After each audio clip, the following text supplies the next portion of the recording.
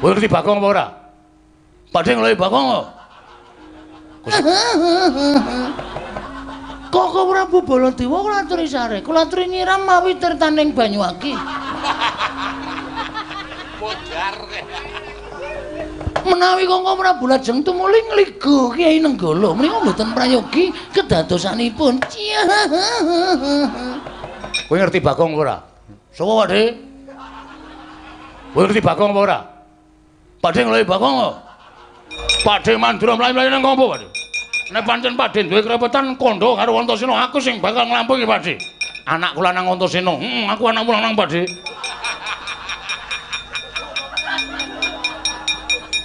Pakde Mandura, iya. Pakde Bule, iya. Kowe ngerti Bagong apa ora? Sapa, Pakde? Kowe ngerti Bagong apa ora? Pakde ngelohi Bagong kok. Kusik. Saiki omong sing suwe. Omong sing suwe. Suwe. Lho, ora ngono. Omong sing akeh. Akeh. Antasena, piye, Pakde? Antasena saka ngendi? Kasatriyan. Kasatriyanmu ngendi? Pringgondani. Anu. Ngrandu Gumbala, Pakde. Antasena kok kasatriyan Pringgondani iki gosok. Karo omahe dhewe ora apali piye? Pakde, omahku wis digusur, Pakde. Urung ding, Pakde. Kasatriyanku ngrandu Gumbala. Pakde goleki sapa? Goleki Budhe apa? Ora. Goleki Bagong. Bagong ora ana, Pakde. Kowe rasa ngapusi. Suaramu grok-grok kuwi Bagong. Kowe ora minggat Nenggala dening aku. Aduh, Pakde, aku tak mlayu, Pakde.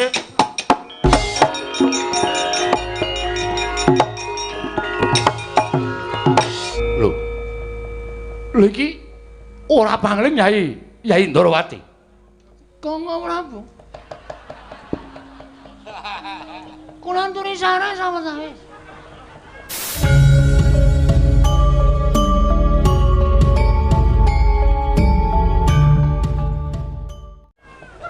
Niwang Sukmana mangadil luwih ana sasminaning sun jagat wasesane Bathara.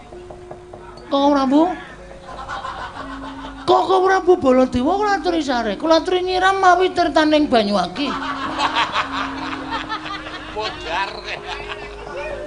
Menawi Koko Prabu lajeng tumuli ngligo Kyai Nenggala, menika mboten prayogi kedadosanipun. Asu iki Bagong iki. Iki Bagong menungsa ora tataran. Lah kok marek Ratu Ndrawati. Koko Prabu sampun paring pangandika ingkang mboten sadèrèng iki. Menika ingkang rayeng Ndrawati ya Prabu. Ingkang rayeng Ndrawati. Ndrawati dengkulmu mlocot. Dengkul panjenengan nggih mlocot. Edan iki piye lho iki?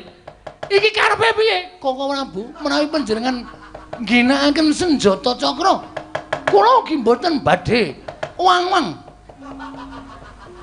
Mboten badhe kekilapan, sarta kula mboten badhe ragu-ragu. Ngginakaken senjata ceraka. Apa? Ceraka.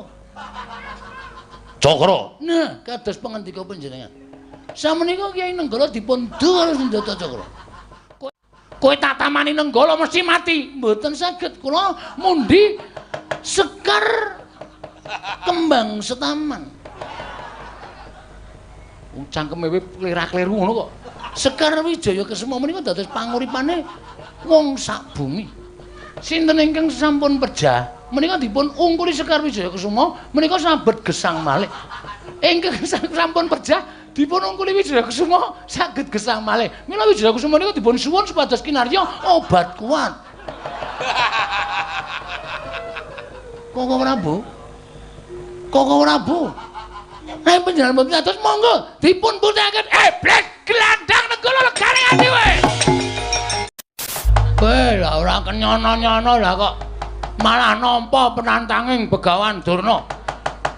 Durna tak bledhek kok dadi ngawe sangganing para Sata Kurawa. Apa dikira Bagong ijen kaya ngene iki ming wong loro saudon telu saurupan.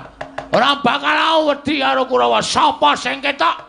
Apa dianggep aku iso nandingi Sata Kurawa iki? Aku nek ora ganti, nek ora salin wujud satriya sing pengpengan perang wis ora gayeng perange Kurawa. Ya, tecanana, tandangana Bagong legane atiku.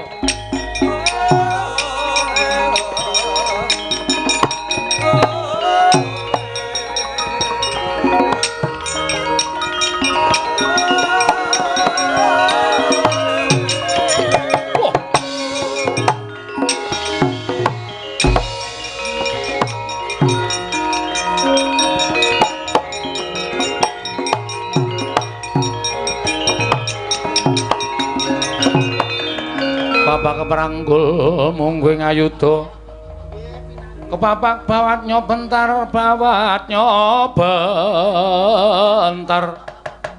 kepapak nyomungguing aloka lho ora pangling iki kaya Setyaki dasar Barayata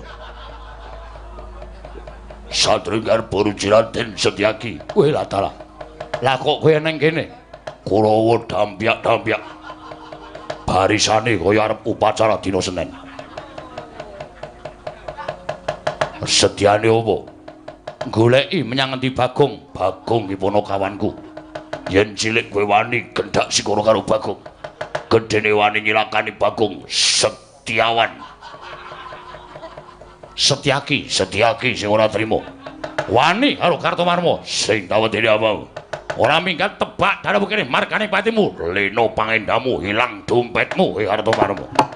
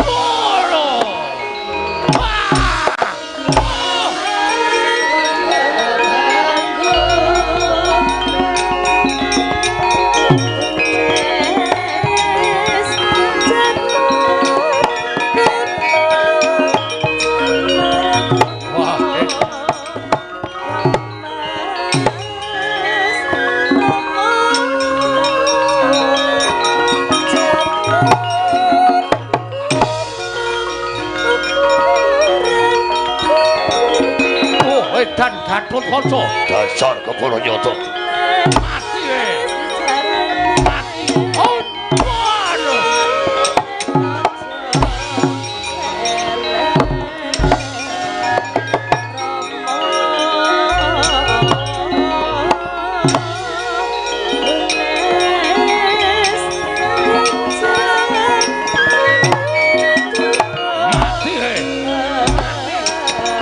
waduh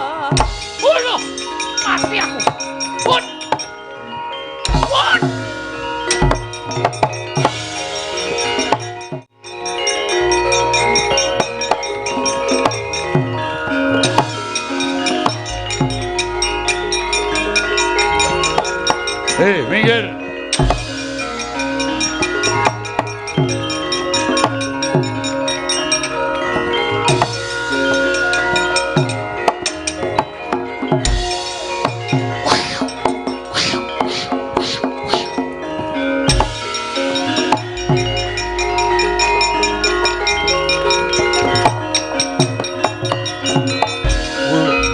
Ora pangling iki Anoman barang ning Pancala.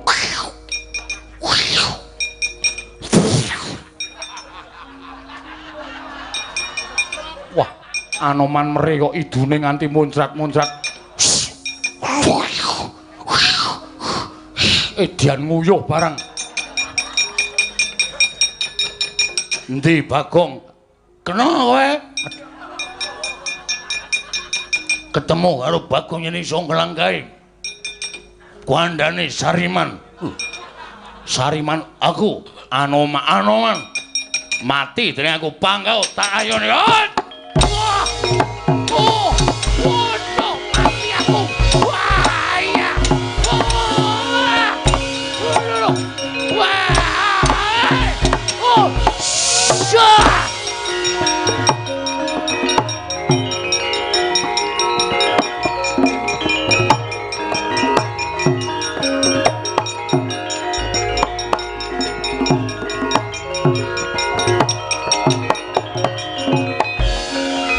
Man, sampeyan dawuh kali Kurawa ning nyatane ngapusi. Lho, ngapusi ngapa? Bapak Durna paring dawuh nek Bagong sing dadi pepalangi nggone bakal mboyong Wara Drupadi. Ning nyatane Bagong wani karo Bapak Durna jebul kancane pirang-pirang. Le, kesih ta? Bagong ki ijen kula ketemu kali Sencaki. Sencaki gelut kali kula dereng rampung dumadakan wonten Gatotkaca. Sirah kula dicekel kalau kaca kula wis mati. Kula wis rumangsa mati. Ning diuntir gulu kula niku mboten kok pedhot malah kaya digrebek mak kruduk ngoten. Nek kudune kowe mati kedahipun kula nyemanggaken. Wah, edian kancane Bagong pirang-pirang. Tur digdaya kabeh. Man Anoman balang nggih tumut. Ngetok. Lah kok mak jundil kula semanggaken dur. Nun. Bagong kancane pirang-pirang sirnakno le. Nggih, saken dawuh.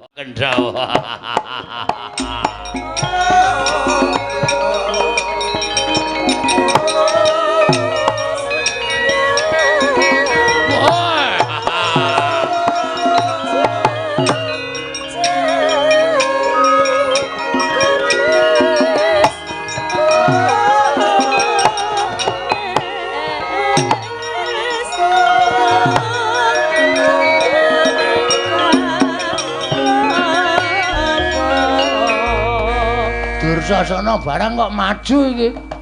Nek ora dadi sing luwih gedhe, iso diajar aku ya. Ora wedi mungsuh sapa wae aku.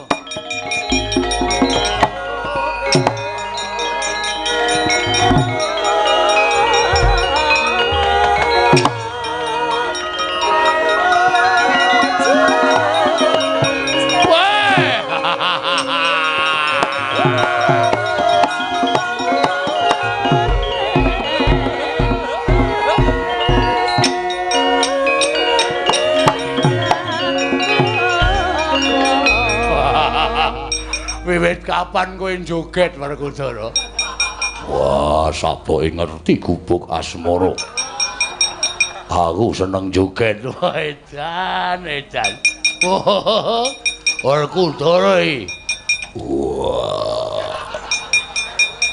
Dasar Bronyoto. Wah, suaramu kok serak iki ngopo? Wah, kokean karaoke. Wah. Demit. Kakang Dursasana.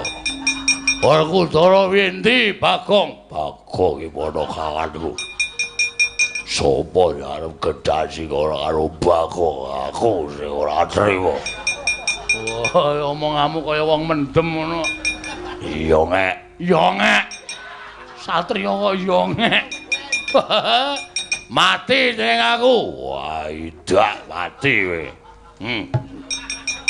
Ya, kaya apa aku sing tekaning mati. Iya. Ayo. Ojar.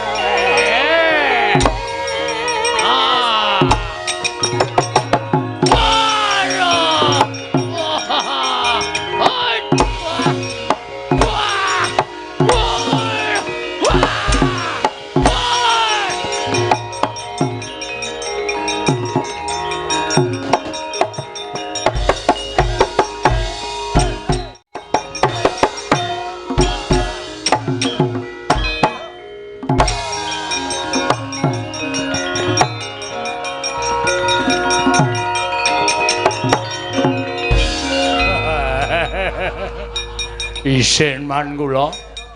Kaisin piye?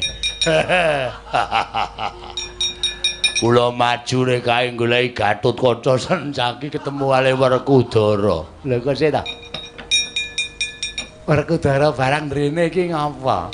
Kakang niki lagi lunga kok tekan kene. Lha duka. Omongane kaya wong mendem nika. Disaruk-saruk ora karu-karuan.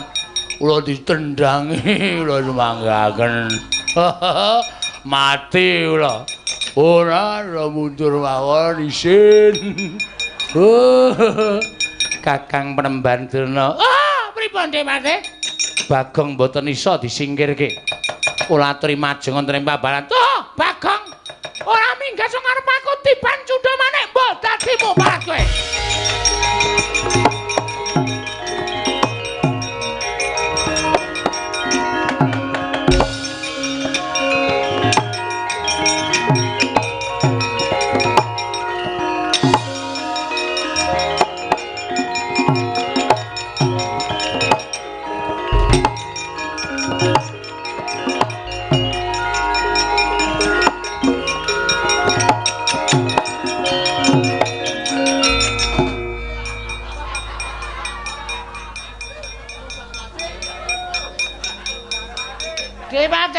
Pripun? Ampun mriki lho. Lah pripun? Isin kula. Iki pokal gawene sapa iki keparan karepe dhewe. Aku mau nek dibukake ngono kuwi. Kaya kelingan jaman sing wis-wis aku.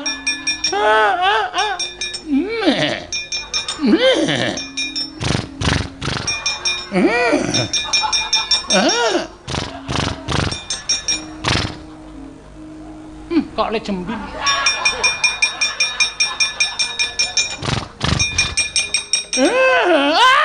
Aku karepe dhewe wirangan aku. Bawa Durna Dasmini. Wirangan, Ger. Bagong gawe wirang wong sepirang-pirang. Bagong iso malik napa-napa. Lho, malik napa-napa pripun? Kula nek crita malah isin lho. Lho kok isin pripun? Bagong iso malik Setyaki, iso malik Gatotkaca, iso malik Werkudara. Bareng kula maju nggawa cundha maneh. Malik napa? Isin kula. Malik napa sampean nang bloko kali kula? Balik jaran. Oh, sengkune iki iblis. Malah ngomong-ngomongke ora. Mongkon jengking-jengking nika. Coba ora ana kula. Mesti wis nyeling krek. Sampeyan niku cangkem elek ora. Loh. Bagong kekuatane kaya ngoten. Oh, inggih ngeri ya. Bagong. Yen manyen iso nambahi Kyai Nenggol aku meguru karo kowe banget kare.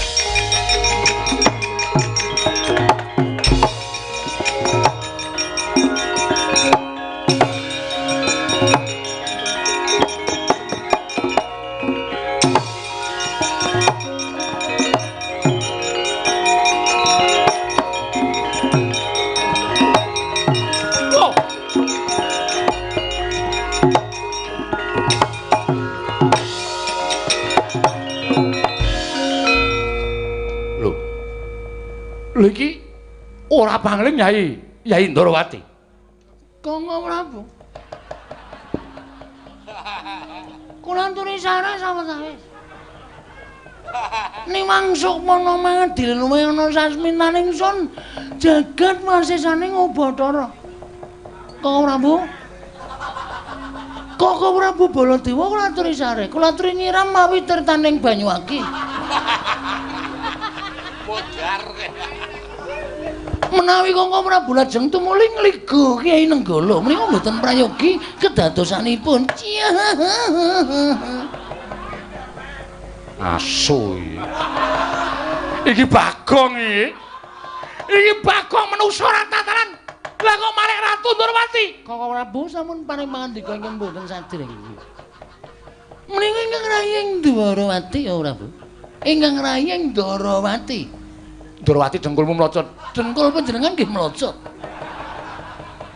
Edan iki piye to iki? Iki karepe piye? Koko Prabu, menawi panjenengan ngginakaken senjata cakra, kula ugi mboten badhe wang-wang.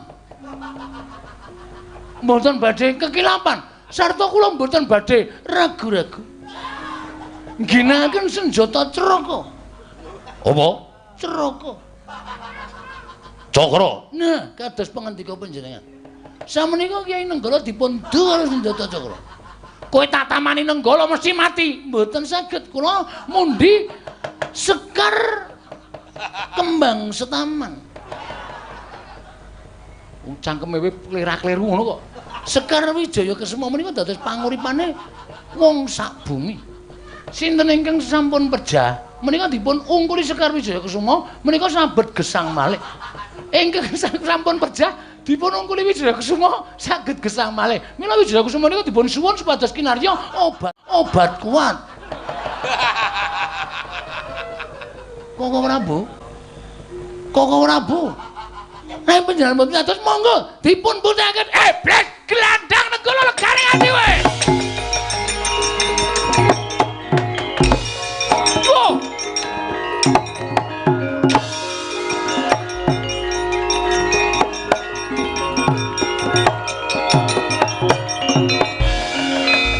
Janaka. Ndendrem. Janaka. Ndendrem. Siadi ngerti. Yai Prabu Kresna menyang endi? Prabu Kresna nembe dhateng Indomaret. Edian. Iya aku kok digawe bingung karo lakoni kowe.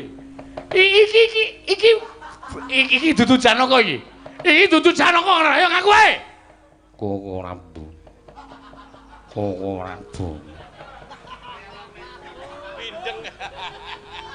Ingkang rayi Janaka. Koko Prabu Baladewa mlajar-mlajar wonten menapa? Aku golek Yai Prabu Kresna. Koko Prabu Ndrawati mboten dalem papan mriku. Koko Prabu. Nggih. Kula aturi nyiram tenan sabar. Menawi Koko Prabu mboten mangke. Koko Prabu mbanyan iki ardane kamsu Koko Prabu samriki Koko Prabu. Iki kok mengko Koko Prabu karepe piye? Nek panjenengan badhe mulawan bagus. Ning mboten ten. Ora. Mboten terima nganti nampane. Ora bisa mangke kula ngaturi kok. Ah, kowe Bagong kowe karepe iki. Yo. Pakde mlayu-mlayu napa Pakde? Pakde mandura mlayu-mlayu nang ngopo Pakde? Nek pancen Pakde duwe kerepetan kandha karo Antasena aku sing bakal nglampungi Pakde. Anak kula nang Antasena. Aku anak kula nang Pakde.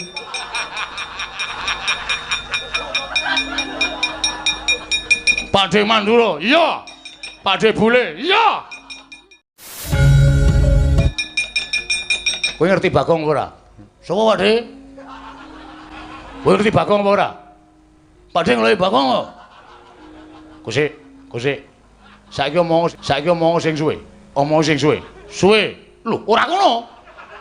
Omong sing akeh. Akeh. Antasena, piye Pakde? Antasena saka endi? Kasatriyan. Kasatriyanmu ngendi? Pringgondani. Anu. Ngrandu Gumbala, Pakde. Antasena kok kasatriyan Pringgondani iki gosok. Karo omahe dhewe ora apal iki. Pakde, omahku wis digusur, Pakde. Urung ding, Pakde. Kasatriyanku ngrandu Gumbala. Pakde goleki sapa? Goleki budhe apa? Ora. Goleki Bagong. Bagong ora ana, Pakde. Kowe rasa ngapusi. Suaramu grok-grok kuwi Bagong. Kowe ora minggat Nenggala dening aku. Aduh, Pakde, aku tak mlayu, Pakde.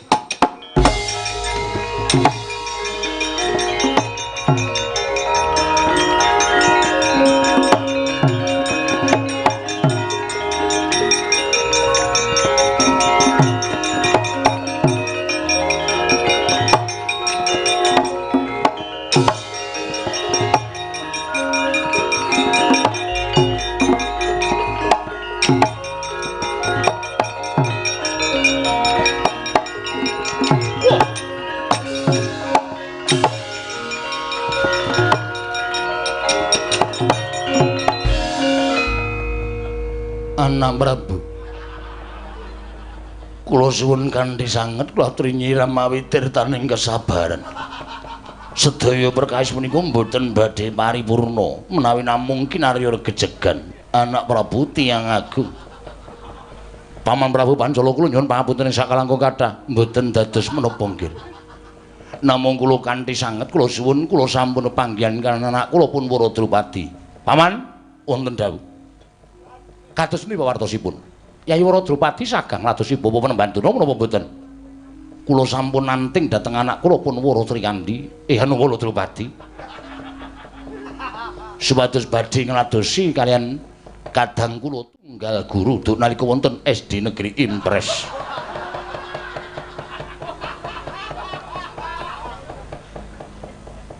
Setan. Tiwas tak basani. Menos ratatangan. Gugu karepe dhewe.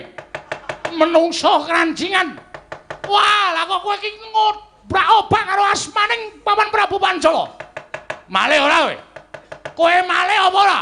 Ora gelem malih aja nglawan kendarat dening tanganing Baladewa. Nggir, Bu. Tiyang Agung Baladewa. Menawi panjenenganipun tiyang agung Mandura menika mboten kersa angendhak dhateng kamurkanipun menapa badhe kula wadulaken dhateng tiyang listrik. Lah tenan to. Lah tenan kowe pake. Ayo pokoke entekke wayange.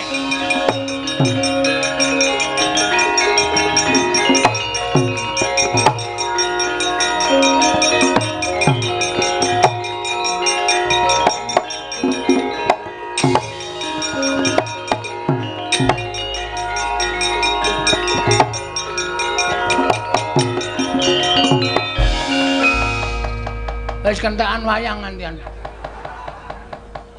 Sing nang eblek wis tak tokke kabeh. Wis tetep konangan aku iki suarane ra iso ngapusi kok. Wis tak ilang-ilangke geroke tak ombeni barang ya mesa konangan. Pinter tenan Baladewa. Wis ah. Kala cacak menawa cara lakonane.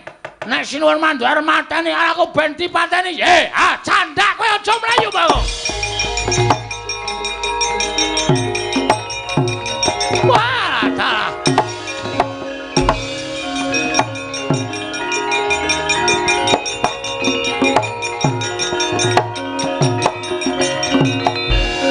Candak. Kecandak kowe saiki. Bar mlayu nang ndi kowe? Ora mlayu wis ora ana dalane kok. Ayo saiki kowe manut ora? Manut pripun? Kowe bali. Nyaketen niku bali? Yo. Wis ra ana ojek. Ngrekoso kula le mulih. Bali ora? Mboten ajeng wangsul. Wani karo Baladewa. Mboten ajeng wantun. Nek ora wani bali. Mboten ajeng wangsul. Tegese wani karo Baladewa? Mboten ajeng wantun. Kowe iki jane piye to? Ya ngene iki asline. Wah, setan alas. Bagong, non. Aku wis ditanggungke karo Yai Prabu Duryudana supaya iso kelakon mboyong Waradrupadi dikaro dening Bapa Panembantuna. Ning nganti aku gagal mboyong Yai Waradrupadi, aku bakal napa duka saka Yai Prabu Duryudana. Mula aku tetep kudu mentala karo kowe. Terus kowe bali ora? Mboten. Tetep ajeng garwa Dewi Waradrupadi. Ora ngilu karo gedhokmu. Pun ta. Tresna niku mboten perkara bagus elek. Sapa ngerti kula mangke ketemu Waradrupadi, Waradrupadi purun kali kula. Lho, sapa ngerti? Nek ngono ora gelem minggat ngarepe Baladewa, mboten. Glandang nenggala mbuh dadimu kowe ponakan Bagong.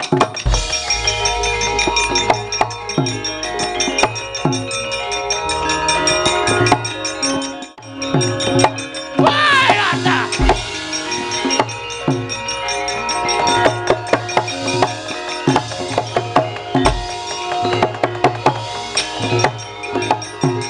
Weh, ana sing ora setuju siji.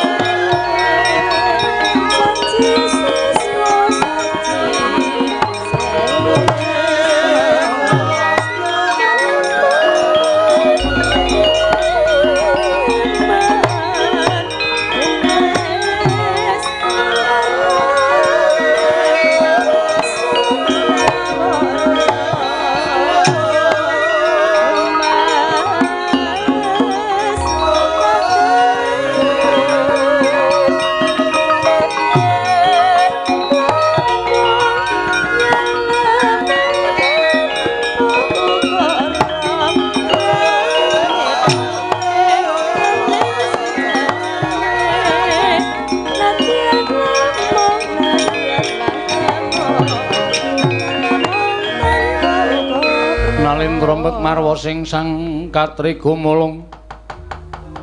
Katriku mulung mangrempak ing wadya. Kurda kura rera nanggana magawe gelar. Oh. Bagong, wonten dawuh, aku ngaturke panuwun. Dina sira wis gawe srana munduring para Sata Kurawa. Begawan Durna medene anak Prabu Mandura. Nggih, nggih. Sak kamat-kamat sinuwun.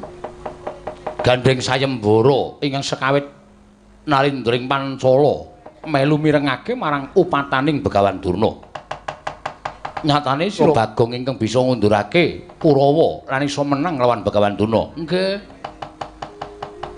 Mula netepi marang sumpah ingkang wis aku nalika semana melu mirengake Atmajaku bakal tak paringake kowe. Serius? Iya tenan.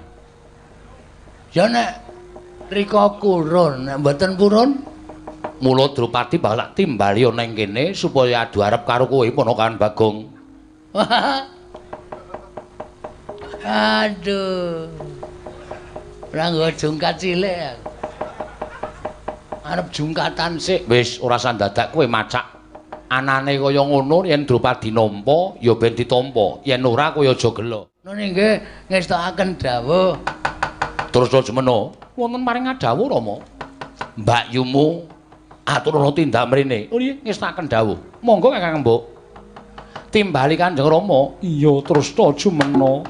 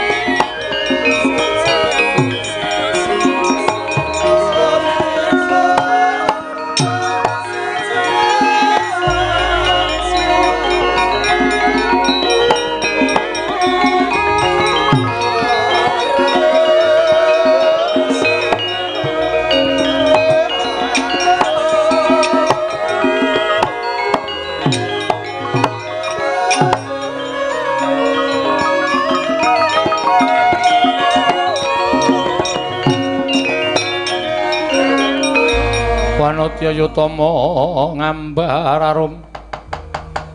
ngambar arum sang kusuma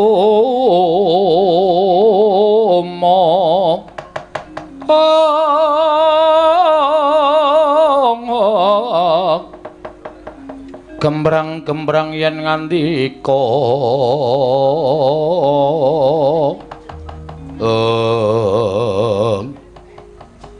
Drupadi wonten paring dawuh Kanjeng Rama. Ning ngarepamu kuwi sapa? Menika Panakawan Bagong ingkang wis bisa gawe tentrem negara ing Pancala. Merga saka pamutahe Begawan Durna, mesti wae yen kowe tak tanting supaya tak rabai karo Durna mesti ora gelem. Trimah pejah. Mula gandeng kowe ora gelem tak rabai karo Begawan Durna, mongko ingkang bisa ngundurake Begawan Durna mau Bagong. Mongko Bagong duwe niat ngayomi marang kowe sak jroning kowe ditinggal karo bojomu ya kuwi anak Prabu Ngamarta. Mekaten Kanjeng Rama. Iya. Menapa dipun keparengaken kula sak rembag lumiyen kaliyan Bagong? Ya sakarepmu kono. Aku tak nglungani papan kene rembuken sing kanthi apik-apik. Nggih ngestaken dawuh. Wis kono. Bagong. Nun. Penake. Durung apa-apa e. Wis kon menake ta. Panakawan Bagong, wonten dawuh. Moro saiki tak takoni niatmu apa nggone bakal kepengin ngayomi kelawan aku. Satampang karamasane. Angel tenan nek ngomong nek karo wong wedok iki nek lagi pertama iki kaya ilate iki kaku. Sapengkeripun sinuwun Prabu Puntadewa, kula nika namung badhe ngreksa asma panjenengan. Tegese Ampun ngantos disenggol dening priya sanes, ampun ngantos dipun kajengaken dening priya sanes. Mila niki sisteme kawin kontrak. Tegese piye? Kula dados garwa panjenengan ning mengke nek sinuwun Puntadewa menika sampun rawuh. Kula kedah ngawon panjenengan kula aturaken sinuwun Prabu Darma Kusuma. Lah upama nggone tindak kuwi setahun, Panjenengan dadi bojo kula setahun. yen lil tindak 2 taun, Dadi bojo kula 2 taun. yen nganti ana apa-apa upamane sing jeneng tresna kuwi jaran saka kulina, aku campur karo kowe saking kulinane terus aku ya ketukuran rasa tresna sing gedhe. Nek upama aku terus iki mung upama lho, aku duwe anak karo kowe piye? Sesuk nek Sinuwun Puntadewa rawuh, anake dipacul ndase. Kuwi jenenge ora duwe rasa kamanungsan. Nek upama Sinuwun Puntadewa gelem nampa ya wis ra apa-apa anakmu tak monge. Monggo, monggo daripada kula omong dadi kere. Lu sampeyan sing momong. Iya, Berarti ya wis mbangane aku dipek ratu kono-kono. Akeh sing padha ngayunake kelawan aku. Kowe becik nek aku urip karo kowe, Bagong.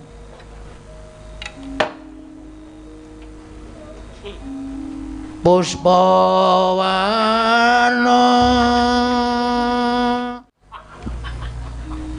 Alayub. Kowe iki arep ngopo? Ajeng anu buka gending. Gending apa? Mboten iso. Ame ngawur watone leka menika saestu. Iya tenan. Wah, jan. Nek ngoten kula wis ora ana tabeting antaraning Panakawan kali Bendara. Ora ana. Kepareng kula badhe ngadeg. Ya ngadeg kok saiki wae. Nggih alon-alon karang wong tuwa. Ning ngadeg ora iso sakal. Iya. Wah, jan. Kula ya wis ora basa karo panjenengan. Wis ora sah basa ora apa-apa. Yayi Wara Drupadi. Kakang Mas Bagong wonten dawuh. Nyes. Nyes bokongku. Ati. Jan. Kaya siniram Tirta Wayu Sewindu. Inggih. Iki terus apa liar jagongan iki meneh lapangan ngene iki. Hah? Apa ya ora ana tempat ngopi lah paling ora. Berdua. Lho. Kowe pesen kopi, sing kopine iso ana gambar I love you. Terus monggo aku sing nyeruput. Wonten Pancala mriki wonten papan kados mekaten.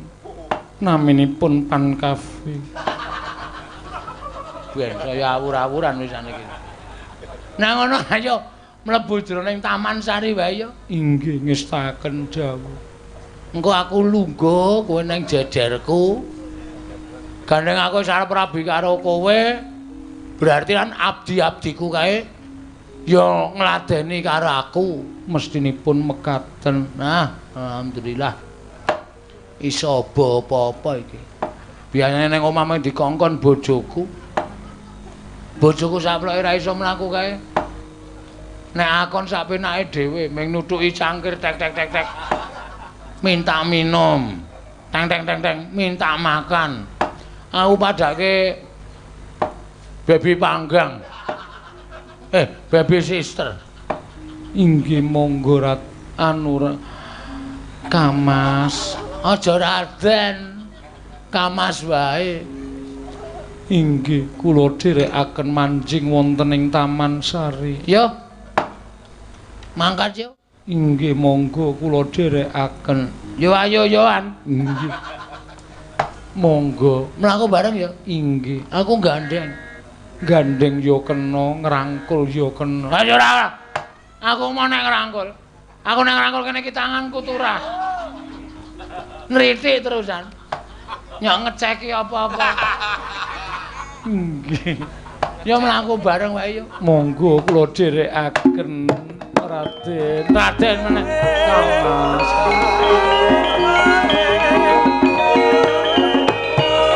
Abdi dalem arep nendi kowe?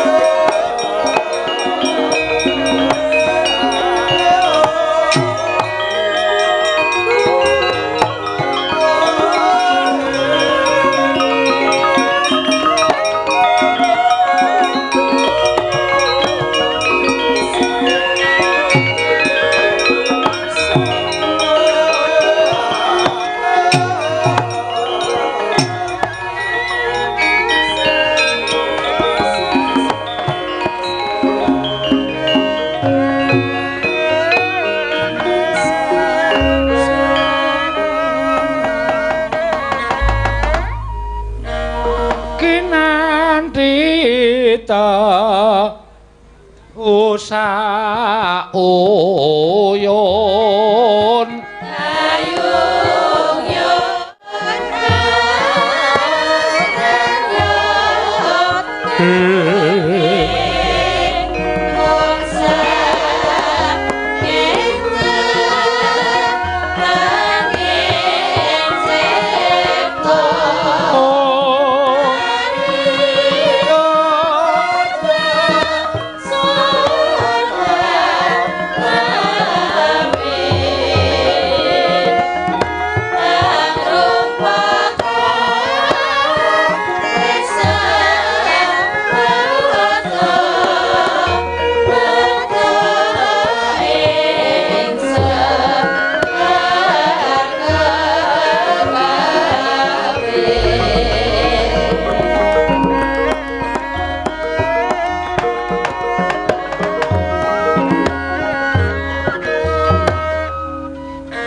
ing mapan wonten ing praja puser bumi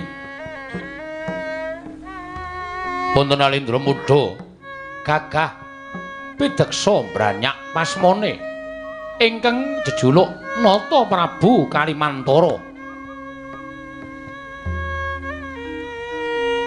Risalju nedhong lenggah madaning dampar sineba rekana patih guwa karebo awarni diya sak perbata siwi gedene netra kaya baskara kembar garana mungal kaya candhik ing pawa rumahap ngersaning Sanata Prabu Kalimantara sawetawis tambuh-tambuh setaninggali sang patih guwa garba mulat kamontranipun ingkang sesembahan nenggih Sanata Prabu Kalimantara anggenipun tansah katingal tepung wimbane kadhi wonten ingkang ginagas wonten salebeting penggalih. Dadya kepanglujening pangandika ing dereng kababaring lisan.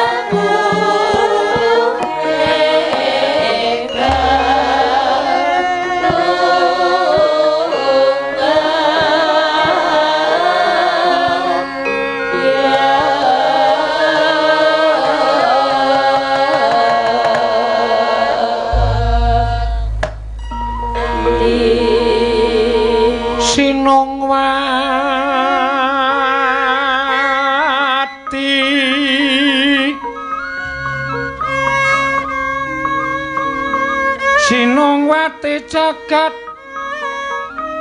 kinari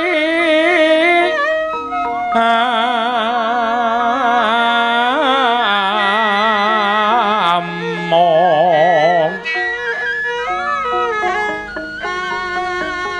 mbak lumembak ombak ing samudra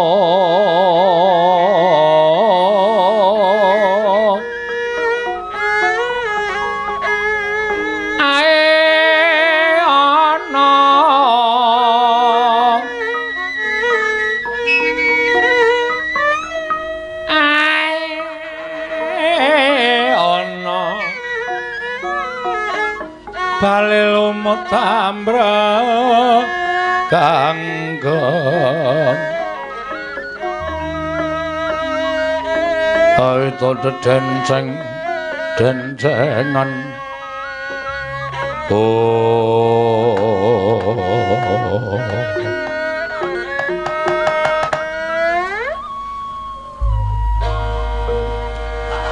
jagat wasesane ngubathara wayah Bathara jagat kate wonten rawuh sinuwun mesti wae tuwuh tandha pitakon jroning atimu apa ta sababe dene panjenengan ingsun lenggah ing dampar parandene durung kawiyos pangandikaning ingsun ing kababar mring sagung para nayaka lan punggawa non ngantos tuwuh tandha pitaken salebeting manahipun ing abdi kepatihan menapa ta ingkang ginebeng salebeting penggalih paduka Gusti kula ingkang sinuwun Dalan sasampunipun kepareng kula ngaturaken sembah sumangga ping pangabekti kula kunjuk. Iya ya Patih tak tampa. Ora liwat. Pangestuning ingsun tampanana. Lha pundi nggo jimat paripih dayanana ing kasantesan. Uruhananira Patih. Inggih. Nggone ingsun sak pejagong lawan sira Patih Guwa Garba. Sayektine mung bakal nyuntak marang pangunek-uneking penggalih ingsun bab ingkang pundi paduka sampun dados nalindran jayeng bawana paduka sampun dados nalindra kuncaraning ngrat jagat ngantos keberbeken dhateng mandhangipun Prabu Kalimantara. Nalindra Muda ingkang sugih bondo bandu, Nalindra Muda ingkang boten kekirangan menapa kemawon teka Paduka nggadahi pangandika ing kados mekaten. Pate wonten dawuh. Yen babakan derajat pangkat ora kurang. Inggih. Yen babakan bondo donya ora kurang. Inggih. Pun Paduka menika menggalihaken anggen Paduka kepengin amungkasi jejakanipun Sinuwun Prabu Kalimantara. Pancen bener kaya mengkono. Lajeng wanita pundi ing dados weting penggalih Paduka. Lumahing bumi kureping Ngamarta Prabu Darmakusuma. Ya mung wektu dina iki Sinuwun Ngamarta Prabu Puntadewa mau lagi linggar praja. Mbuh menyang ndi papan lenggahe? Kabeh ora ana ingkang ngerti tumuli Dewi Drupadi kondur marang negara ing Pancala. Pate wonten dawuh. Kalodhangan iki bakal tak gunakake nggonku nyidra kelawan sekaring kedaton ing Pancala ya kuwi Wara Drupadi. Lho. Menapa mboten langkung mrayogi menawi jengandika menika nglamar ingkang kanthi sae-sae. Upama tak lamar tangeh bakal diparingake jernyatane Wara Drupadi durung dipisah dening Nalindra Ngamarta Prabu Darmakusuma tegese isih ana kewajibaning nata Ngamarta Prabu Puntadewa. Kasinggihan mekaten mula ora ana cara ingkang kudu tak lakoni kejaba mung nyidra marang Wara Drupadi. Menawi ngantos kawanguran menapa mboten adamel lingsem penggalih Paduka Sinuwun Prabu Kalimantara. Isin ketemu mburi sing baku aku bakal muktekake kelawan Dewi Wara Drupadi. Kepareng Paduka aja ingkang padha nderek mengko mundhak kawanguran. Kakang Prawadya boleh bakal nderekake jengkaring sun samengko ora urung bakal dadi tandha pitakoning para kawula ing padha weruh. Ihi. Lajeng kepareng Paduka ingsun dhewe ingkang bakal lumalat ana ing negara ing Pancala. Yen ana kalodhangan sarta samengko ana lenaning para wong-wong Pancala Wara Drupadi bakal tak cidra pate. Leng-leng ing driya mangungkung pangungkung ganduan rimang lelena tanpa kanin lelena tanpa kanen yen tantulusa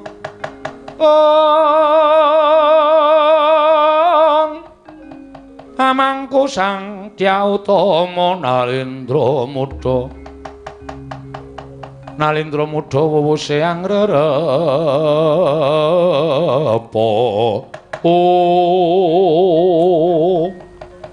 menawi tetela mekaten namung sembah kula ingkang nderekaken jengkar Paduka Gusti kula ingkang sinuwun tak jaluk pamujimu aja kendhat nggonmu nyuwun marang panguwasaning dat kamurwing dat muga-muga kelakon panjangkaku sembah kula ingkang nderekaken jengkar Paduka sinuwun. Ya Pati. Alugon lakuning lekas lukita linuting kidung kadung katereng momong